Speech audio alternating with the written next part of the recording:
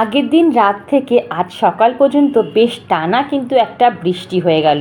তবে ভারী বৃষ্টি নয়, মোটামুটি ভালোই হয়েছে। আগের দিন রাত তখন 1:10 পর্যন্ত আমি ভিডিও এডিট করেছি। আমার মাঝে মাঝে এরকম ভিডিও এডিট করতে করতে একটু দেরি হয়ে যায় বন্ধুরা। যখন দেরি করে বসি তখন সেটা দেরি হয়ে যায় উঠতে। তো যাই হোক, আর ওদিকে মেয়ে তো বেডরুমে পড়াশোনা করে, কারণ যেহেতু আমার বেডরুমে এসি রয়েছে, আর এখন যা পরিমাণে গরম পড়েছে এসি ছাড়া সত্যি একদম মানে ঘুম আসছেই না। তো আর আমি যখন ভয়েস ওভার দিই তখন তো আমাকে জানলা দরজা ফ্যান এসি সব কিছু বন্ধ করে তারপরে ভয়েস ওভার দিতে হয়, নাহলে একটা বাজে সাউন্ড চলে আসে। তো সবে 1:10 বাজে, তারপরে গেছি শুতে। এবার যেহেতু টিউব জ্বলে না, আমার বেডরুমে মেয়ে তো পড়ে, তো ওই জন্য কী বলে আমার এতটুকু ঘুম আসে না। যতক্ষণ না আমার মেয়ে পড়ে ঠোরে উঠছে ততক্ষণ আমি স্টিল জেগে থাকি ওর সাথে। হয়তো শুয়ে থাকি, ওকে বলি কটা চ্যাপ্টার হলো আর কতদূর বাকি আছে, নে এবার একটু শুয়ে পড়, মানে এই ওর সাথে বকর বকর করেই যাই, একটু স্পেলিংগুলো দেখি না, যা মারা করে। এইবারে 2:30 বেজে যায় শুতে শুতে বন্ধুরা। সকাল 6টার মধ্যে যেই মানে বাইরের আলো ফুটলো, আমারও মনে হয় চোখ থেকে যেন চোখটা পুরোপুরি খুলে গেল। এমন একটা বাজে অভ্যাস হয়ে গেছে না বন্ধুরা, যতই রাতে শুই, যত শরীর খারাপ লাগুক না কেন, আমার কিন্তু 6টার মধ্যে উঠতেই হবে, সে আমার কাজ থাকুক আর না থাকুক। আর এই অভ্যাসটা আমি সত্যি কথা বলতে গেলে বন্ধ করতেও চাই না, কারণ এটা একটা খুব ভালো অভ্যাস, যেটা আমি অনেক কষ্ট করে কিন্তু নিজের মধ্যে রপ্ত করেছি।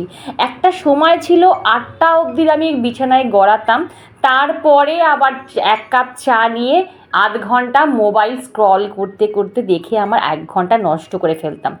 তো কি করে আমি সেই হ্যাবিট চেঞ্জ করলাম, আজকে আমি তোমাদের সাথে সেই গল্পই করব। তো চলো বন্ধুরা, আগে আমি আদা রসুন আর এই 4টে জিনিস আমার কাছে নামাতে হবে।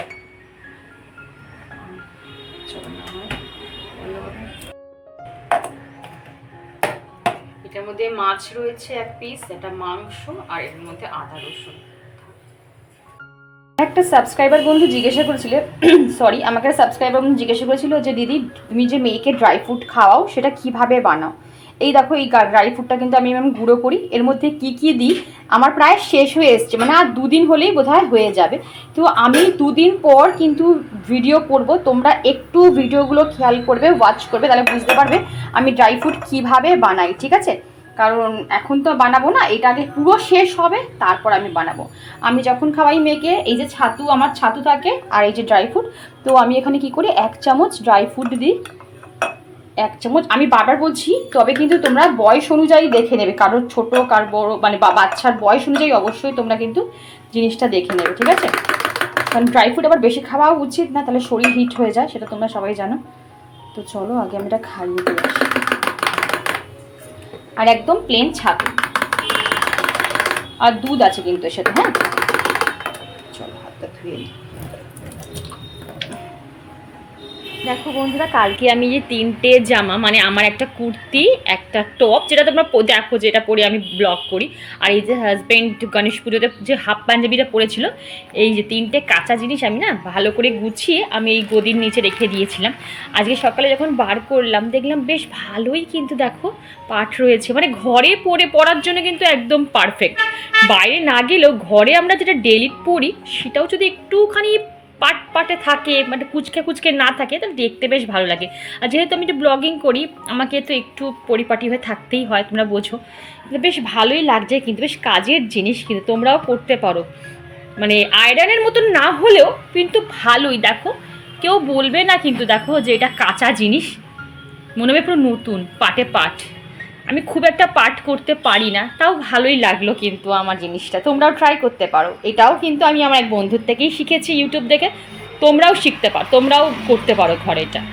চলো বন্ধুরা, এখানে দেখো সবজি, আজকে পেঁপে আছে, গাজর, বিনস, উচ্ছে, আর শসা, আর হচ্ছে লেবু। একবার তোমাদের দেখিয়ে দিলাম, প্রত্যেক দিনই আসে। এই যে সবজির বাজার একদম গ্রিন গ্রিন, বেশ দেখতে ভালো লাগছে না? ঝুড়িটাও সবুজ আর সবজিগুলোও বেশ সবুজ। ও বিনসও আছে এই যে। যাই হোক, আচ্ছা, এটা হচ্ছে মাংসটা কিছু মাংস করবো আমি স্যুপ, আর কিছু মাংস আমি করব কষা, ঠিক আছে। আর এখানে দেখো কিছু পিস আছে যেগুলো একদম ছোট ছোট করে কলা আছে, এটা চিলি চিকেনের পিসই বলে, কিন্তু আমি চিলি চিকেনও করতে পারি মানে পরে, বা কোনো রকম চিকেন স্যান্ডউইচ বা চিকেন বার্গার যাই বা করি চিকেনের কোনো আইটেম করলে, তাহলে আমি মানে পিস পিস করে কেটে নিয়েও করতে পারি। এই পিসটাই ঠিক আছে, দরকার মতন করে নেওয়া যাবে। আর একদম কিমা হয়ে গেলে তখন আবার সমস্যা হয়ে যাবে, তখন না পারবো চিলি চিকেন করতে, না পারবো চিকেন পকোড়া করতে। চলো এটাকে আমি ডিপে রেখে দিই। আর এটাকে আগে আমি ম্যারিনেট করি, কিন্তু কিভাবে করি তোমরা তো সবাই জানো, আজকাল দেখাচ্ছি না, এটা আমি অফ ক্যামেরায় করে রাখি, তারপরে করবো। আর এখানে ভাত বসে গেছে, মা ভাতটা বসিয়ে দিয়েছে। ও ড্রাই ফ্রুটটা ঢোকানো হয়নি, দেখেছো? ড্রাই ফ্রুট সবসময় ফ্রিজে রাখি আমি।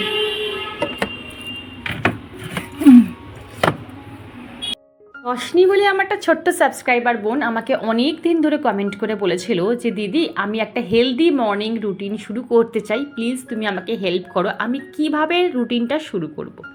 তো প্রথমে বলি, যদি তুমি একটা হেলদি রুটিন ফলো করতে চাও তাহলে তোমার জীবন থেকে যে আনহেলদি হ্যাবিটগুলো আছে, যে বাজে অভ্যাসগুলো আছে, সেইগুলো কিন্তু আস্তে আস্তে খুঁজে বার করতে হবে।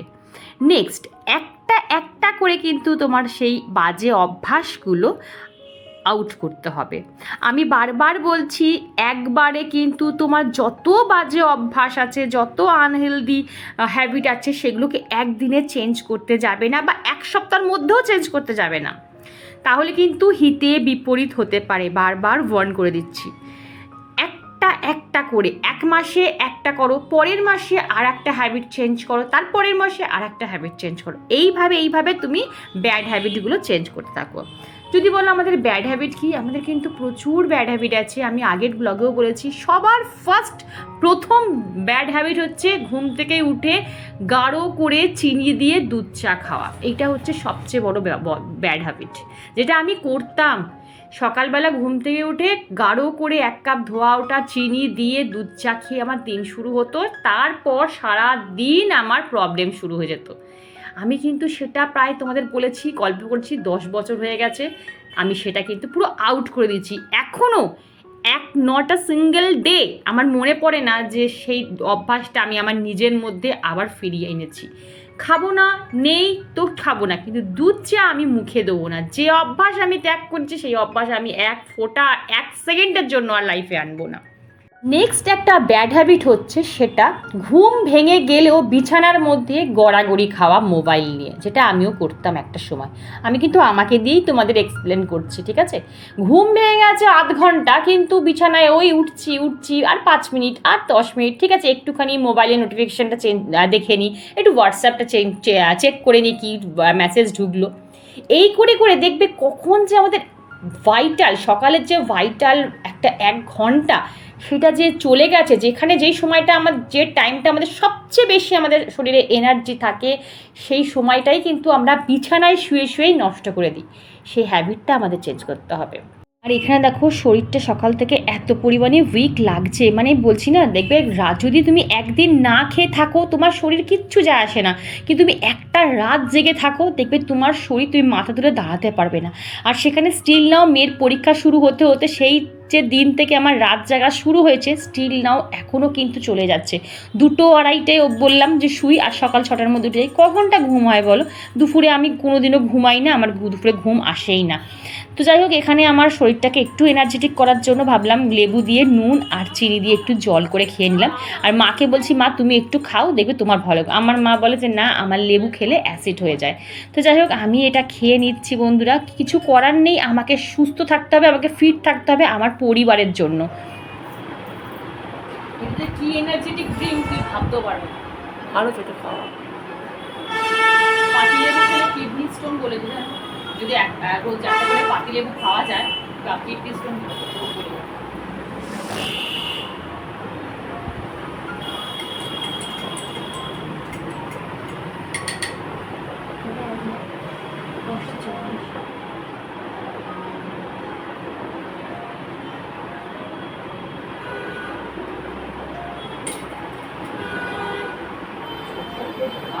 দুদিন যে ঠিক মতন ঘুমাইনি, মানে সাউন্ড স্লিপ ঘুমাইনি, আর মা পা যখন করে আমি তো মানে ডিস্টার্ব তো কন্টিনিউ করেই যায়, ভালো লাগে না। আর দুদিন কষ্ট কর। আরে সেই আমার ঘুমাতে ঘুমাতে ওই টাইমই বাজছে, 8 ঘন্টা এদিক ওদিক। ও পড়বে তো রাত অব্দিনই পড়ে ডেলি, যতক্ষণ না পড়াশোনা শেষ হচ্ছে ততক্ষণ ডেলি রাত অব্দিনই পড়বে, 1-1:30 অব্দি তো পড়েই মাপ পাই এমনি। আর এইবার 2-2-2:30 অব্দি পড়ছে, 1-2 ঘন্টা পাচ্ছি না চোখ, মানে যখন তখন এই পড়ে যাবো, যখন তখন এই এমন অবস্থা হচ্ছে। অনেকক্ষণ বকে ফেললাম। খুব ভাইটাল একটা পয়েন্ট বলছি বন্ধুরা, আমরা কি করি, ঘুম থেকে উঠলাম, চোখ ডলতে ডলতে হয় আমরা বাসি মানে রান্নাঘরে গিয়ে এঁঠো বাসন মাজতে শুরু করে দিলাম, নাহলে ঝাঁটা নিয়ে ঝাঁট দিতে শুরু করে দিলাম। সেখানেই না দেখবে আমাদের মুড পুরো একদম সুইং হয়ে যায়, মানে একদম বাজে মুড হয়ে যায়। তোর একঘেয়ে কাজ কখনো করবে না। ঘুম থেকে উঠে 10টা মিনিট আগে নিজের জন্য টাইম দাও। সেখানে তুমি 10টা মিনিট চুল আঁচড়াও, একটু ভালো স্কিন কেয়ার করে নাও, একটু ফ্রি হ্যান্ড এক্সারসাইজ করতে পারো, একটু মেডিটেশন করতে পারো, একটু বই পড়তে পারো, তোমার ছোট্ট গার্ডেন থাকলে সেই গার্ডেনে গিয়ে একটু বসতে পারো, একটু হাঁটাহাঁটি করতে পারো। জিনিসটা করো বন্ধুরা, দেখবে তোমাদের হাতে নাতে ফল পাবে। বন্ধুরা একবার আমি কি কি রান্না করবো সেটা একবার দেখিনি, চলো। তো এই তো ভেজিটেবল কেটে নিয়েছি, গাজর, পেঁপে, বিনস, ক্যাপসিকাম সব রকম কেটে নিয়েছি। এইটা দিয়ে হবে স্যুপ। আর এখানে মাংসটাকে একটু ভেজে নিচ্ছি, ঠিক আছে। আর এখানে দেখো আমি কাঁকরোল আলু ভাজা করব, ঠিক আছে, কাঁকরোল দিয়ে আলু ভাজা করব। আর এখানে দেখো আমি কি বলে এটাকে, আমরা একটা সময় না ভুলে যাই কথা বলতে, এই আমরা দিয়ে একটু চাটনি করে ভাবছি, টক হবে না, চাটনি করব। আর এই যে পিসগুলো এটা দিয়ে কিন্তু আমি স্যুপ করব, ঠিক আছে। আর ওখানে পেঁয়াজটা কাটা আছে, এই যে পেঁয়াজ। তো চলো এবারে আমি আস্তে ধীরে রান্নাটা শুরু করি, একদম রিল্যাক্স। আর এটা মাংসের আলু, আর এই ক্যাপসিকামটা আমি খাসি মানে কষা মাংসে দেবো, চলো। অনেককে দেখেছি ঘুম থেকে উঠে না একটা চিড়চিড়ে মেজাজ হয়ে যায়, তার কেন হয় জানো? কারণ সে ঘুম থেকে উঠে নিজেকে আগে অ্যাডজাস্ট করার সময় দেয় না। আগে ঘুম থেকে ওঠো, নিজেকে আগে সেই দিনটার সাথে অ্যাডজাস্ট করো, ঠিক আছে, তারপর তুমি তোমার কাজে হাত দাও। আর এখানে দেখো একটু তেল বেশি ছিল, সেই তেলটা আমি তুলে রেখে দিলাম। প্রথমে ভেবেছিলাম যে কাঁকরোল দিয়ে আলু দিয়ে ভাজা করব, তারপর ভাবলাম না, কাঁকরোল আলু দিয়ে ভাজা না করে একটু এর মধ্যে পোস্ত অ্যাড করি, তাহলে কিন্তু বেশ খেতে ভালো লাগে। তো ওই জন্য একটু পোস্ত দিয়ে দিলাম, অল্প একটু পোস্ত দিয়ে দিলাম। পোস্তটা বাটা ছাড়, আচ্ছা দেখো এই যে কবে আমি পোস্ত, দেখো প্রায় 3-4 দিন আগে তোমরা দেখেছিলাম যে পোস্তটা আমি তেল দিয়ে বেটে রেখেছিলাম, একদম ফ্রেশ রয়েছে কিন্তু। আর এটা কিন্তু পুরো আইস, ওপরে সাদা সাদা যেগুলো সেটা কিন্তু বরফ জমে আছে, ঠিক আছে।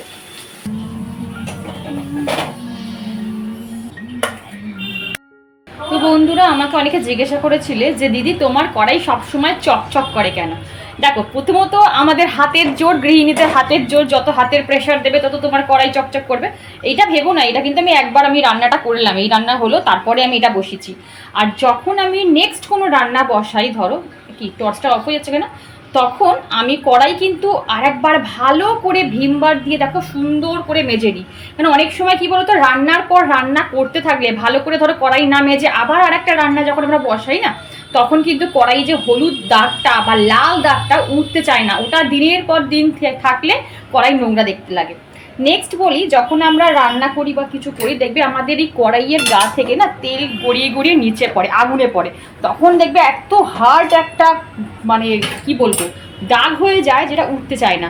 ওটা কি করে, ভিজে ন্যাকড়া দিয়ে যখন দেখি তেলটা পড়ছে, সঙ্গে সঙ্গে ভিজে ন্যাকড়া দিয়ে না এইভাবে একটু মুছে নেবে, দেখবে সেই দাগটা কিন্তু আর পড়বে না, চড়া দাগটা কিন্তু আর পড়বে না। দেখো আমি রান্না করার পর পুরো কড়াই মেজে ভালো করে করেছি, দেখতে পাচ্ছ, এক ফোঁটা কিন্তু কোনো তেলের দাগ পাবে না। এই তেলের দাগটা আগুনের সংস্পর্শে এসেই কিন্তু একদম কড়া হয়ে যায়। তো বলে দিলাম এই হচ্ছে আমার ফান্ডা, আর কিছুই না, পরিষ্কার রাখার ফান্ডা। চলো মাছটা ভাজি। আর একটা কথা বলি বন্ধুরা, কাজ করতে করতে কখনো মোবাইলে হাত দেবে না। এমার্জেন্সি ফোন আসলো তো ঠিক আছে, কিন্তু এমনি ওই মোবাইল স্ক্রল করে রিলস দেখা, হোয়াটসঅ্যাপ করা, চ্যাট করা, এটা বন্ধ করে দাও। মোবাইল অবশ্যই দেখবে, কেন দেখবে না, আমিও দেখি, কিন্তু সব কাজ কমপ্লিট করে যখন তোমার অফ টাইম থাকবে তখন তুমি মোবাইল দেখো, তার আগে দেখবে না। এতে না আমাদের অনেকটা সময় কিন্তু অপচয় হয়। গুড আফটারনুন বন্ধুরা, এখন ঘড়িতে বাজে 1:45, সকাল থেকে ক্যামেরার সামনে আসার টাইমই পাইনি, এত গরম লাগছে, মুখ চোখগুলো দেখেছো কিরম কালশিটে পড়ে যাচ্ছে, মানে তাপ, এদিকে হচ্ছে দেখো, এদিকে হচ্ছে তাপ, এদিকে হচ্ছে সূর্যর তাপ, আর ওদিকে হচ্ছে আগুনের তাপ, মধ্যেখানে আমি ফ্রাই হচ্ছি, এমন অবস্থা।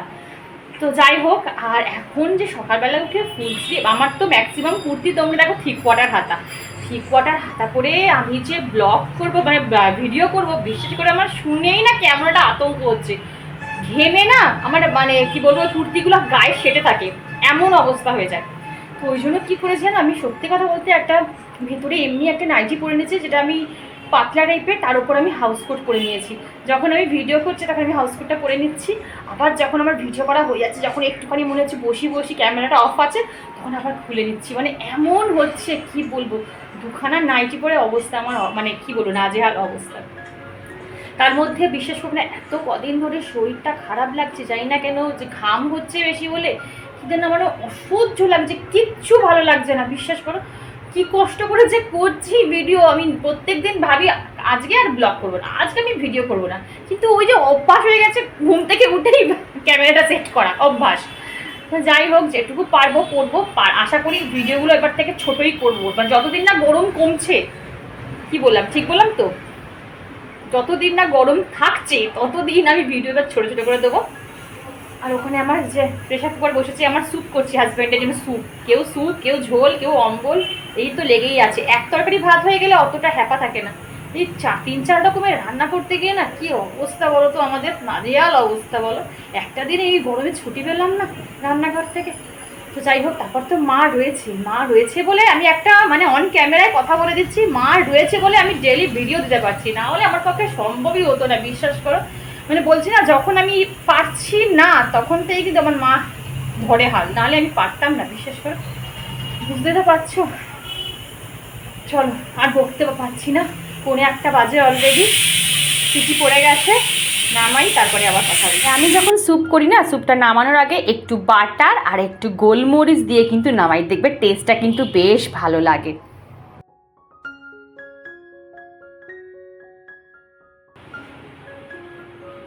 তো চলো বন্ধুরা, এখন ঘড়িতে বাজে 1:30 বেজে গেছে, আর আমার এই যে রান্না কমপ্লিট। আর এই যে আলু দিয়ে কাঁকরোল দিয়ে একটু মাখা মাখা করে পোস্ত একদম অল্প পোস্ত দিয়েই করেছি। আর এটার মধ্যে চাটনি রয়েছে, কি বলে আমড়ার চাটনি। আর এই যে মাংস রয়েছে এটাতে, ঠিক আছে, মাংসর কালারটা বেশ ভালোই এসেছে। আর এই যে মসুর ডাল, আর এখানে ভাত, আর এখানে হচ্ছে হাজব্যান্ডের স্যুপ, একটু স্যুপ তুলে গেছিলাম রাতেরবেলা খাবে। আর এই যে একদম প্লেন পাতলা করে স্যুপ করেছি, ঠিক আছে। এটাই হচ্ছে একদম আইডিয়াল খাবার, এই স্যুপটা খেলেই সবচেয়ে বেস্ট, কিন্তু আমার মেয়ে তো খাবে না।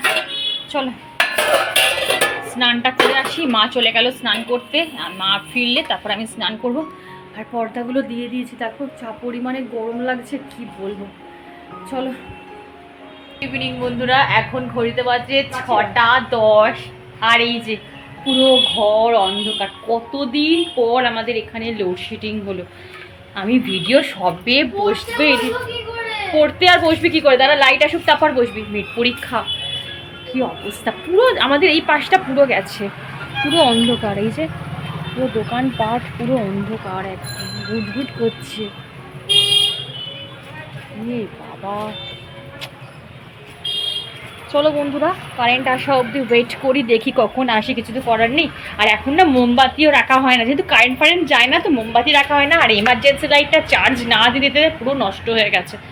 আর এখন মশা, আর কোনো জায়গায় একটু বসতে পারছি না, এত মশা ভ্যান ভ্যান করছে। চলো আসুক কারেন্টটা, দেখছি পুরো রাস্তাঘাট পুরো অন্ধকার, কিচ্ছু দেখা যাচ্ছে না। এই লাইট দেবো, খাওয়া গেছে? হ্যাঁ, খাওয়া হয়ে গেছে।